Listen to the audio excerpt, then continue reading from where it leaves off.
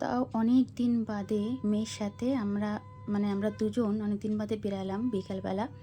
তাও কিসের জন্য? আমার মেয়ের বান্ধবীর বিয়ে। তো ওর নেমন্তন্ন আছে আর কি। আজকে ওর বান্ধবীটার বিয়ে।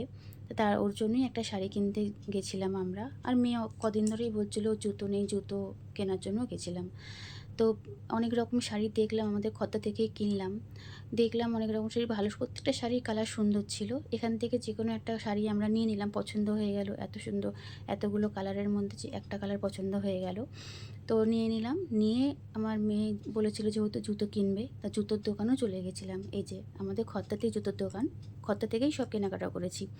তো ওখানে গিয়ে অনেক রকম জুতো দেখলো। তা ওর একটা সিম্পলের মধ্যে একটা জুতো পছন্দ হলো। তো ওটা নিয়ে নিল। এরকমই এই যে কালো জুতো, বেল্টের জুতো পছন্দ হলো। তারপরে আমি আর মেয়ে পার্লারে চলে গেলাম। তো ঠিক আছে বন্ধুরা, আমার ভিডিওটা কেমন লাগলো অবশ্যই